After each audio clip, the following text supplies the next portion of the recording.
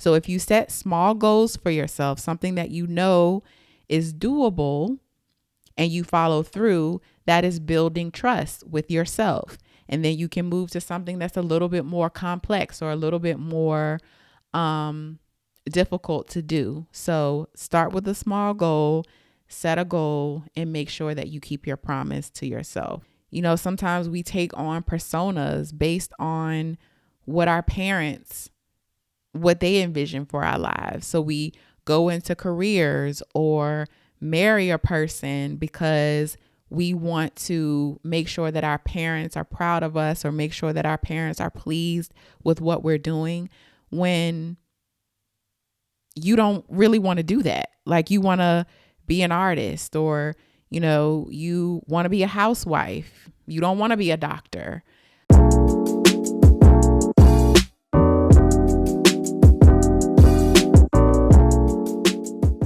Welcome to Favor in Beauty, the podcast where we acknowledge beauty that turns heads, but we really dive deep into beauty that turns hearts. And I am your host, Jenaé. Welcome to the episode. This is episode 5. Excited to get into it. So as a recap of last week's episode, we talked about taking advantage of the single season.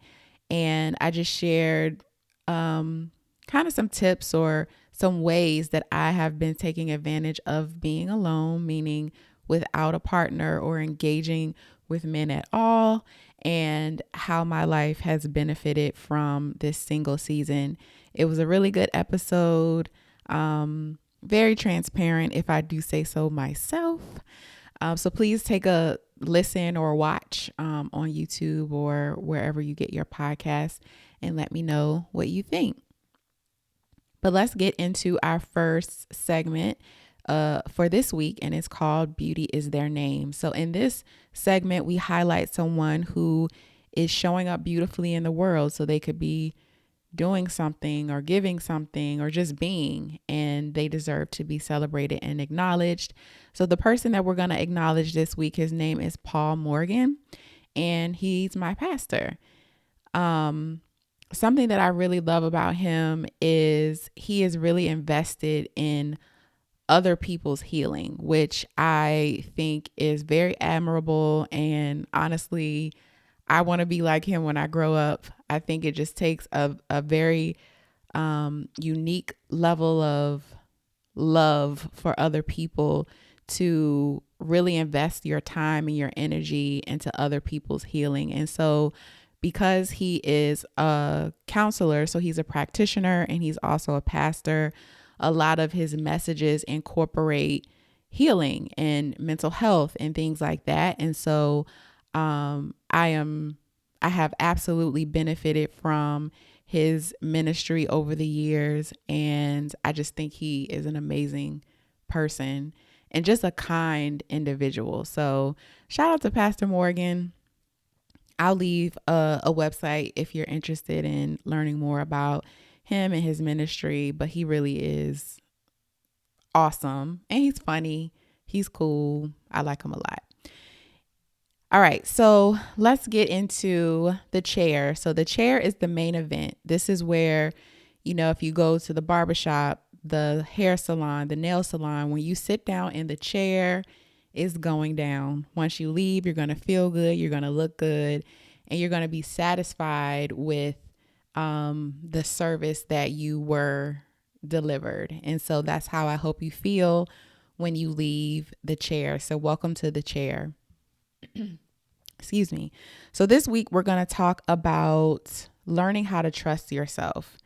And this was directly related to, or I intentionally followed up with this episode from last week's episode, because a lot of what I shared had to do with me not trusting myself. And so having a gut feeling, but not being able to go with that feeling or make a decision based on that feeling.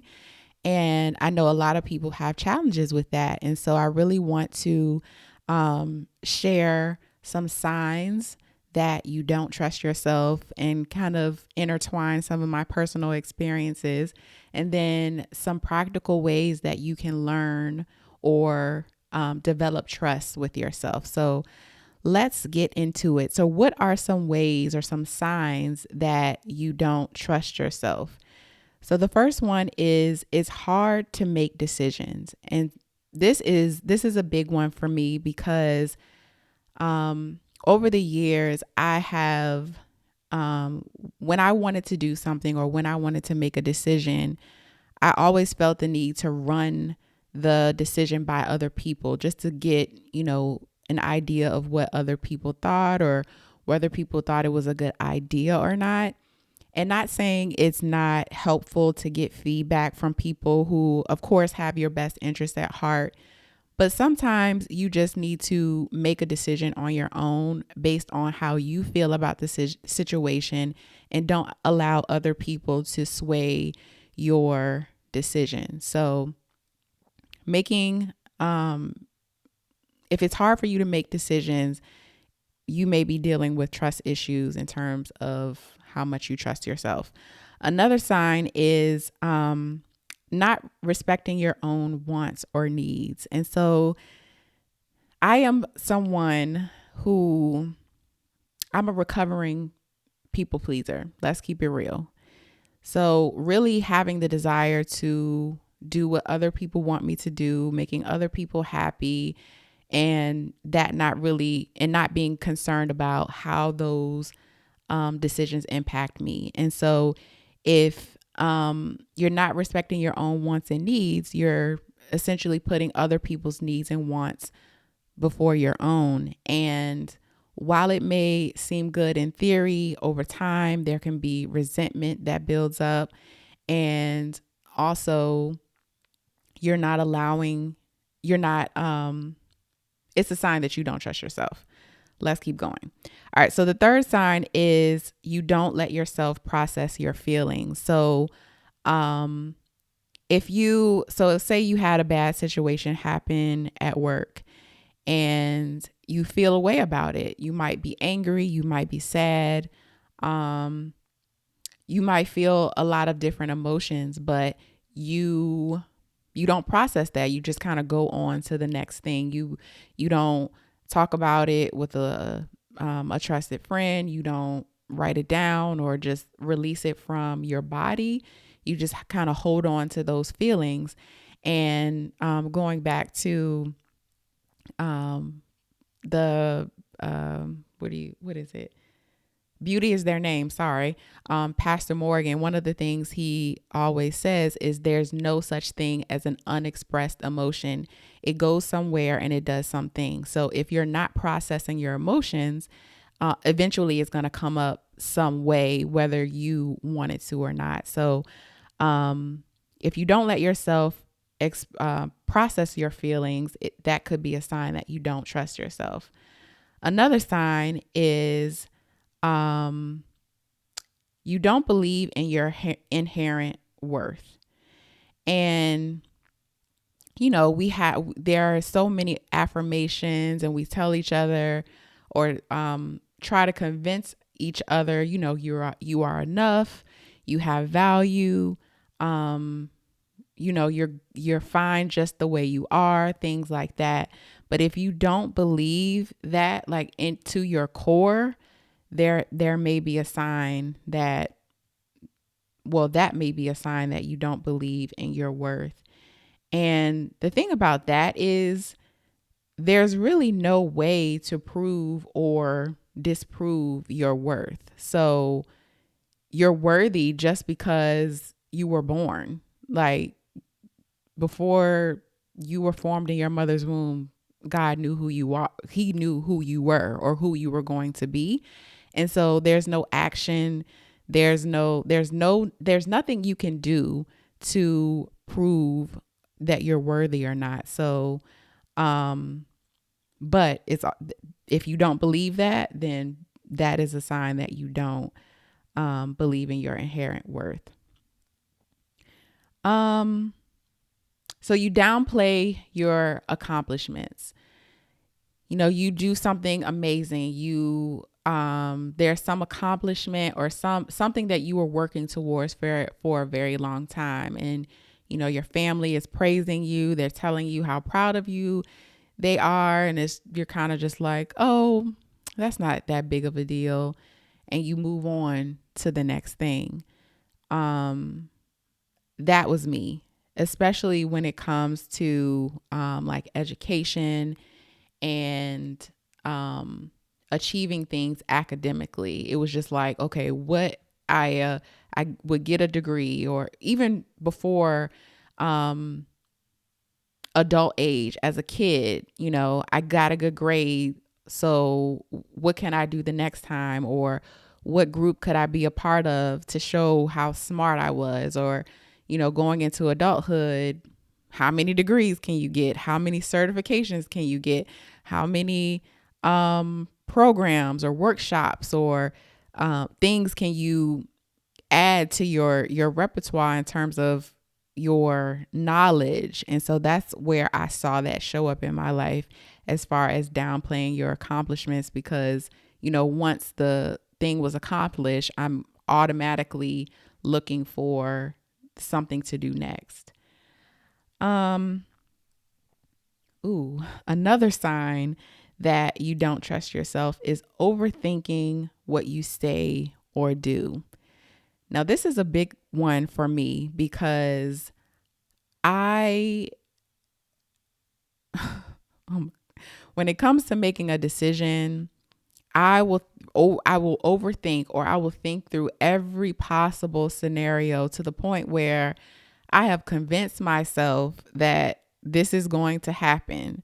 Or if I say something or do something, I overthink what I said or did. What are they going to think, or how did they take it? Did I say it the right way? Did I do it the right way? And that is a clear sign that you don't trust yourself, because you can't just act in a specific way and just let it be that. You are always kind of going back and criticizing or evaluating what you did. So that is a clear sign that you may not trust yourself. Another sign is you're really hard on yourself. This is also a really big one for me. I have dealt with being very self-critical probably my whole entire life.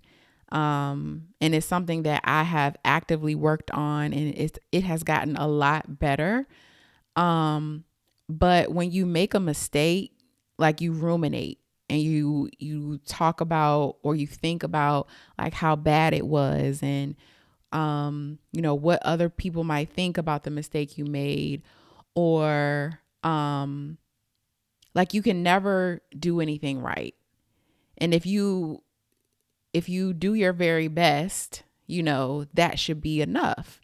But if you're self-critical, you're always trying to find something or find a way to pick yourself apart, or to pick your decision apart, or to pick your action apart.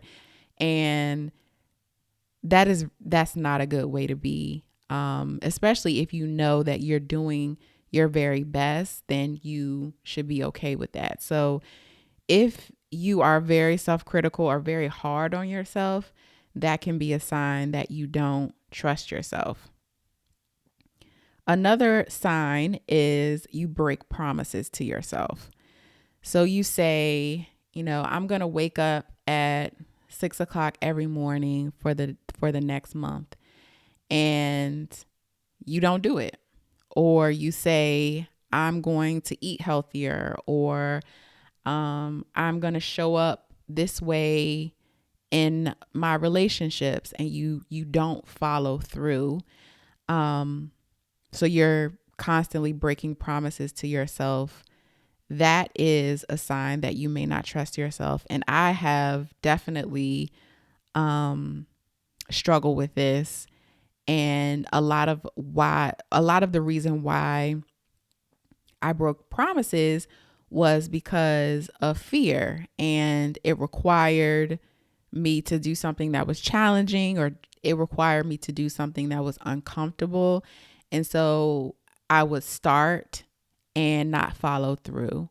And every time I did that, I was impacting the relationship of trust that I had with myself. Another sign that you don't trust yourself is when you default to other people's you default to other people's decisions. So, and it could be something minor, like where do you want to go to eat, and you can never, or oh, you pick it, or you pick the place that we go. It's fine, or you can never. You always default, like I just said, but basically you default to what other people want you to do. And this is a big one for me because I am generally a pretty laid back person. That's just who I am. I'm very much like my father. And so in a lot of cases, things just not are not a big deal to me. So I'm not going to make a big fuss out of minor things, but I will say that there have been situations where, I wanted things to go a specific way, and I just said, I defaulted to the another person's idea or decision or what they wanted to do. And that leads to resentment because you're not really getting what you need, or you're not really getting what you want. And it's breaking trust with yourself because you're always putting yourself second. And obviously that's not a good way to be. And so the last one is you believe that other people's opinion about you are more important than your own. So I wanted to talk about this one as the last one, because this is also something that I really have had a challenge with. And it's fear-based. I will say that, but I have been actively working on not caring what other people think. People will always have thoughts. People will always have judgment, and you can't control that. That's just who we are as humans. And so, we can't base who we are, or I guess allow other people's opinion of us to trump our own opinion of ourselves. So it doesn't matter what other people think about you. And I know that's easier. I mean, it's easier to just say that out loud, but it really doesn't, especially if you're producing something, especially if it's, the person that you are, the person who you authentically want to be. It doesn't matter if other people don't like it. It doesn't matter if other people don't buy into what you're doing. Because there will always be other people who will. You just have to do you. Sometimes we take on personas based on what they envision for our lives. So we go into careers or marry a person because we want to make sure that our parents are proud of us, or make sure that our parents are pleased with what we're doing, when you don't really want to do that. Like, you want to be an artist, or, you want to be a housewife. You don't want to be a doctor. And so this was something that I've had a lot of challenges with, but I have slowly but surely started to work through, like, okay, Jenaé, who is the person that you want to be? Who is the person that will make you proud, aside from everybody else's thoughts? What does that person look like to you? And how do you move towards getting to that person? How do you move forward to pleasing yourself and not pleasing other people? So those are some signs that you may not trust yourself. And if that is the case, what do we do about it?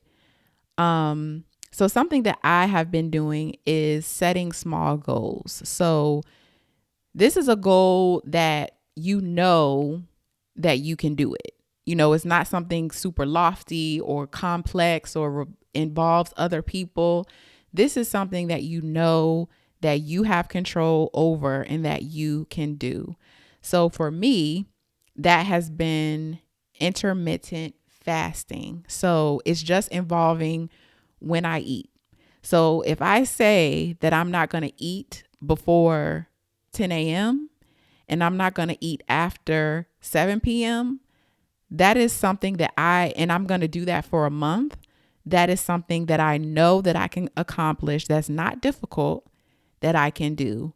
And so I do that for periods of time because once the month is over, I'm proud of the accomplishment and I kept my word. I said that I did what I said I was going to do.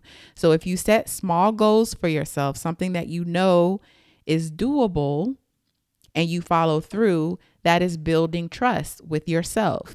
And then you can move to something that's a little bit more complex or a little bit more difficult to do. So start with a small goal, set a goal, and make sure that you keep your promise to yourself.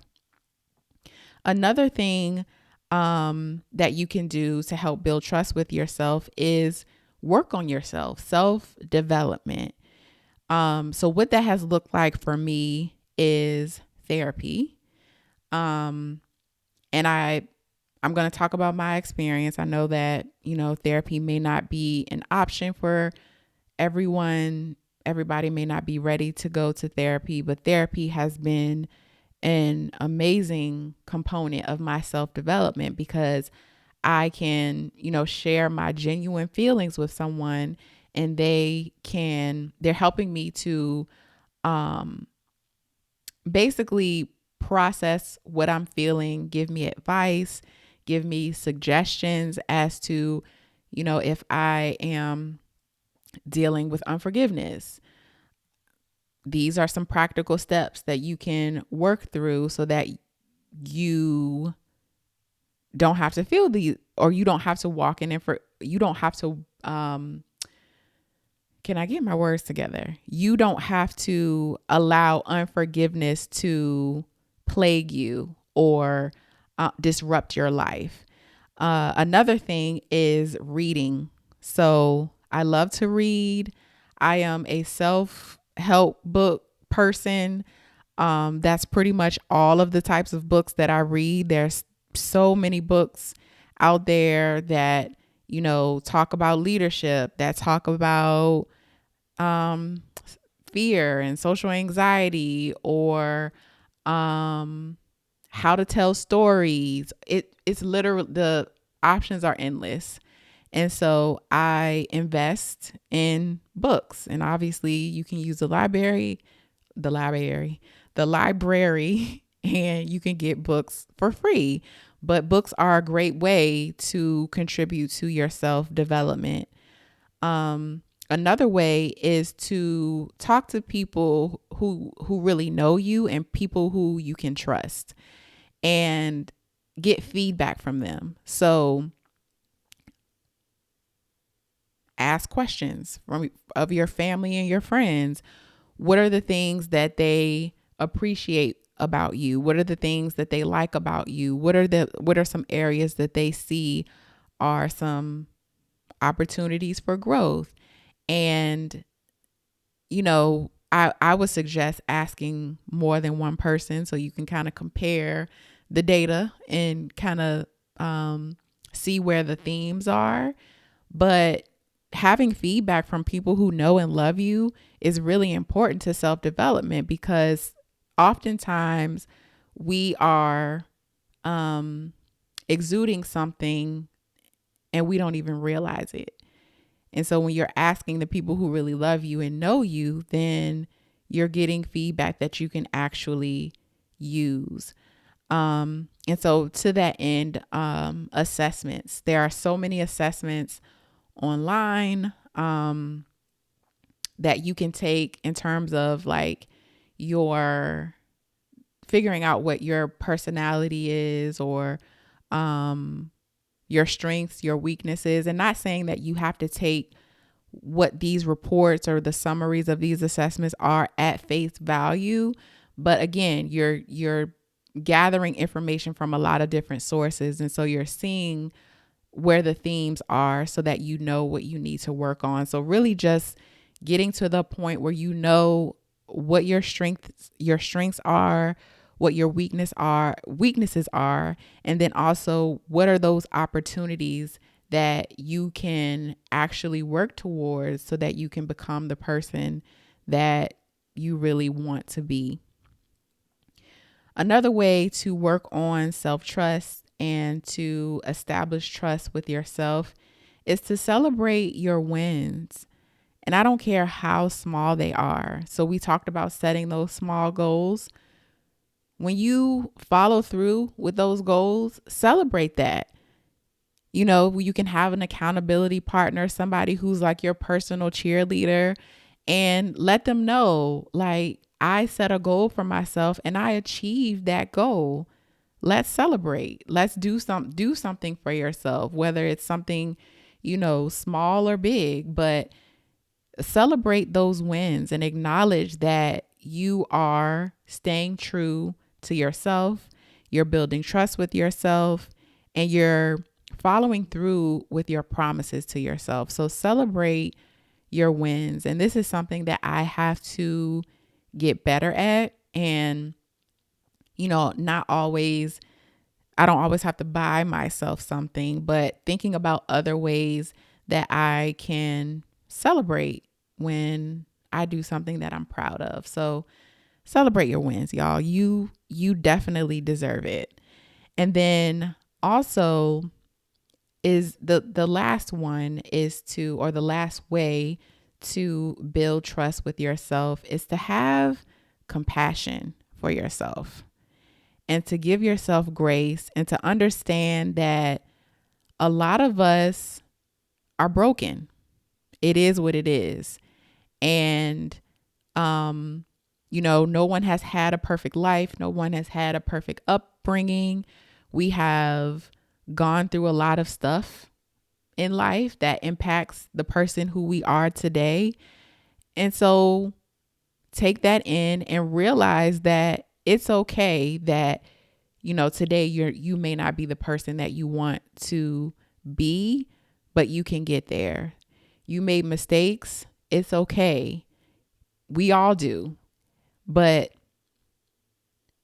love on yourself, be compassionate to yourself, or show compassion to yourself. Be gentle with yourself. Be kind to yourself. It sounds simple, but if you're self-critical and you make a mistake and you're just beating yourself up over and over and over again, that's not being kind to yourself. And that's not building trust with yourself. And so when you think about trusting someone else, you want them to be kind to you. You want them to affirm you. You want to feel good when you're around them. You want them to pour into you. So those things that, we look for in other people, we have to do those things for yourself. Because honestly, if you don't trust yourself, your core, the person that you're supposed to love more than anybody else, how are you going to trust other people if you don't trust yourself? So be kind to yourself, love on yourself, however that may look for you, and show compassion. So those are some ways that you can build trust with yourself. You can start today. Like, this has been so incredible for my healing journey. Just because I really want to improve the way that I engage with other people. That is the ultimate goal. Like, I want to be a better friend. I want to be a better mom. I want to be a better daughter, a better sister, a better auntie, and eventually a better spouse. So in order to do that, you have to work on yourself first. And you might be like, duh, of course you have to work on yourself first. But there are a lot of us who are outwardly focused, and being outwardly focused is not gonna benefit you until you work on what you have going on with you. So you can trust yourself. And once you learn how to trust yourself, then it's going to kind of radiate into the other relationships and connections that you have. And that's beautiful. Because the way the world is right now, it's a mess. And we really need to love on each other more. We need to be kinder to each other. And I know I'm kind of beating a dead horse at this. That is such a terrible phrase. I keep saying the same thing over and over again. But it really starts with you. So I'll leave it at that. And that's it for that segment. I would love to hear your thoughts. If you have any scenarios or stories that you want to share with me in terms of ways that you have built trust for yourself or with yourself, I would really love to hear them, just because it's giving me more information and resources that I may be able to use or things that can translate into my life. So if you're watching this on YouTube, you can leave a comment and let me know how trust building has looked in your life. And you can also send me an email at favorinbeautypod@gmail.com and let me know your thoughts. And let's move on to the next segment, which is the beauty secret. So this week for the internal beauty secret, we're going to talk about gratefulness or gratitude. This has been huge for me, because gratitude just makes you feel better. Like it increases I don't know if it increases your endorphins, but it makes you happy if you just sit and focus on the things that you're thankful for. Think about the things that are going right in your life. Think about the things that you have today or you're experiencing today that are positive that a month ago you weren't experiencing. I would suggest writing them down in like a journal or, make a note in your phone. And just take some time every day to practice gratitude. Let me see. There was a statistic that I saw. Yes. So research has shown that consciously practicing gratitude can reduce feelings of stress and anxiety. A single act of thoughtful gratitude produces an immediate 10% increase in happiness and a 35% reduction in depressive symptoms. So we don't know about the accuracy of the numbers and all of that, but there is obvious benefits to practicing gratitude. So try to do it this week. One of the things that I try to do when I wake up in the morning is to thank God for waking me up and waking my daughter up this morning. And because everybody didn't wake up. So, just thinking about those things before you even get your day started will definitely have positive impacts on how the rest of your day goes if you start your day with gratefulness. And so that's the beauty secret for this week, which means we have made it to the end of the episode. So thank you I am grateful for you tuning into Favor and Beauty, the podcast. It means a lot to me that you're sharing your time and your attention to listen to what I have to say. Hopefully it is helpful and benefits your life in some way. Subscribe. If you're watching this on YouTube, subscribe to the YouTube channel, give the video a like and comment. And then if you're listening to this in an audio format, make sure you subscribe to the podcast so that you're updated weekly when episodes are released. And also you can give me, Jenaé, a 5-star rating, and let me know what you think about the podcast and how it may have helped or benefited you along the way. So thank you all for listening or watching. If you haven't heard it today, I love you and take care and stay beautiful. Bye, y'all.